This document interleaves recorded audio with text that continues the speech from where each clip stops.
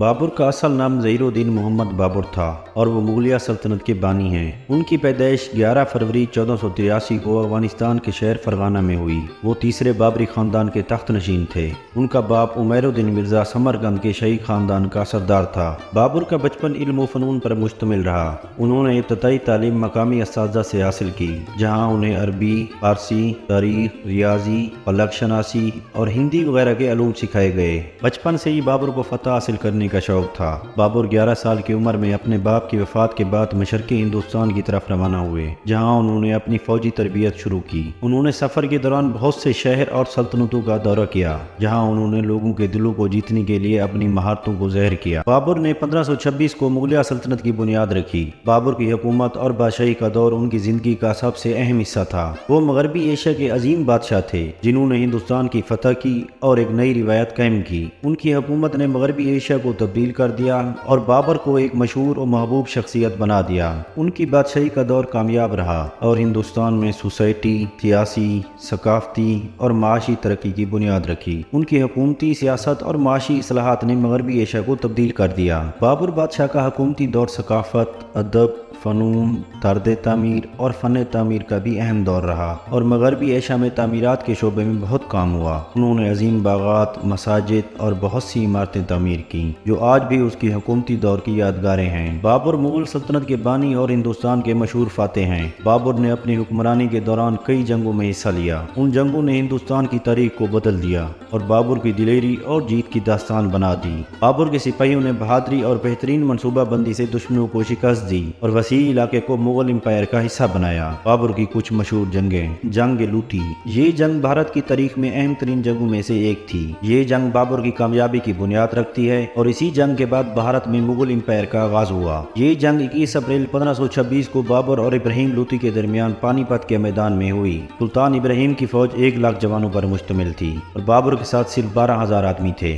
مگر بابر خود ایک تجربہ کار سپہ سالار اور جنگی فنون سے اچھی طرح واقف تھا۔ میواڑ کے راجہ رانا ساگا نے ابراہیم لوٹی کو شکست دینے کے لیے کابل سے ظہیر الدین بابر کو مدد کے لیے بلایا تھا، تو لودھی اور مغل کی فوجوں کا پانی پت میں ٹکراؤ ہوا۔ بابر جانتا تھا کہ لودھی کی 8 گنا بڑی فوج کا مقابلہ نہیں کر پائے گا، لہذا بابر نے سلطنت عثمانیہ کے جدید ہتھیار کو استعمال کرنے کا فیصلہ کیا۔ اس نے توپوں کے ساتھ ساتھ ترک توپچیوں کو بھی خدمات حاصل کی اور بعد میں انہی توپچیوں نے ہندوستان میں توپ سازی شروع کی۔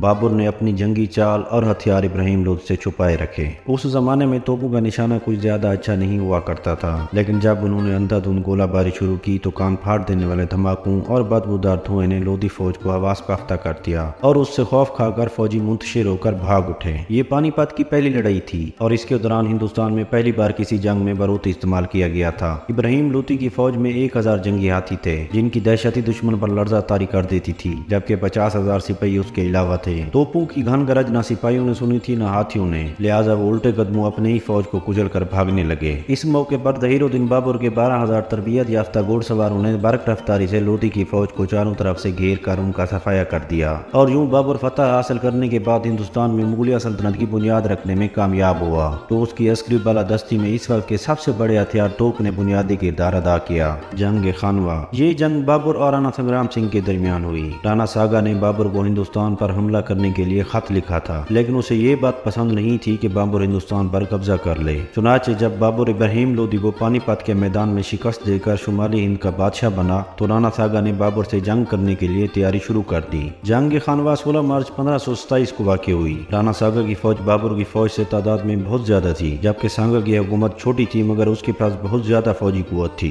جنگ کے دوران سانگا کی فوج بابر کی فوج کے خلاف بہت مضبوط ثابت ہوئی، لیکن بابر کی فوجی رہنمائی اور حکمت عملی کی وجہ سے وہ جنگ کامیابی سے جیت لی۔ رانا سانگا کی فوج نے بری طرح شکست کھائی اور میدان جنگ سے بھاگ گئی۔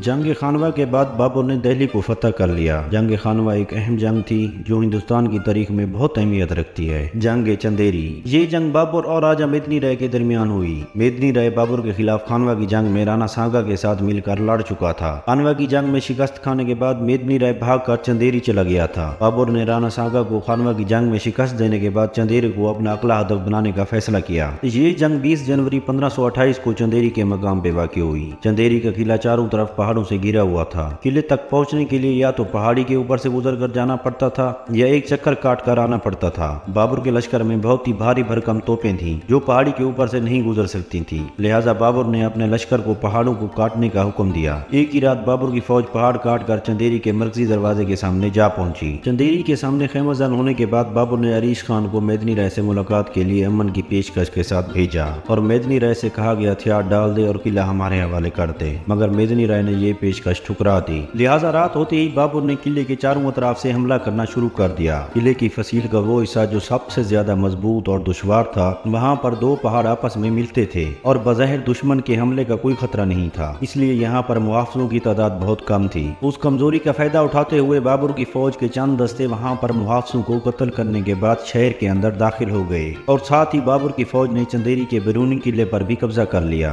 इसके बाद मेदनी राय ने अपनी फौज को इकट्ठा किया और किले के अंदर मुगलों के साथ जंग शुरू कर दी। इस लड़ाई में बहुत सारे राजपूत मारे गए और जो बच गए वो राजा मेदनी राय के महल में जाकर छुप गए और बच जाने वाले राजपूत सिपाहियों ने एक मर्तबा फिर राजा मेदनी राय के साथ मिलकर मुगलों पर हमला कर दिया, मगर तमाम के तमाम उस जंग में मारे गए। बाबर ने जब किले का मरकजी दरवाजा खोला तो खून पानी की तरह बहने लगा। बाबर ने कसरत खून को देखकर उसे खूनी दरवाजा कहा, जो आज तक उसी नाम से मशहूर है। चंदेरी के किले को फतह करने के बाद बाबर ने उसे अहमद शाह के हवाले कर दिया, जो मालवा के शाही खानदान से ताल्लुक रखता था। जंग खागरा, ये जंग मुगल बादशाह ज़हीरुद्दीन बाबर की आखिरी बड़ी और फैसला कुन जंग थी। खागरा की जंग ने यह फैसला कर दिया कि हिंदुस्तान पर मुगलों का राज चलेगा। ये जंग बाबर और महमूद लोदी के दरमियान हुई। महमूद लोदी ने बंगाल के हाकिम नुसरत शाह और बहुत से अवाम सरदारों को भी अपने साथ शामिल किया था। बाबर ने बंगाल के हाकिम नुसरत शाह को लिखा कि वो महमूद लोदी की मदद ना करे, क्योंकि बाबर नुसरत शाह से जंग नहीं करना चाहता था, लेकिन नुसरत शाह ने बाबर की इस पेशकश को कोई अहमियत ना दी। इस तरह 1529 में दोनों लश्करों का सामना दरिया खागरा और दरिया गंगा पर हुआ। इसी वजह से इस जंग को खागरा की जंग भी कहा जाता है। दरिया खागरा की एक जानिब भगवान थे और दूसरी जानिब मुगल थे। दोनों लश्कर की तादाद में मौरखीन का इख्तलाफ है,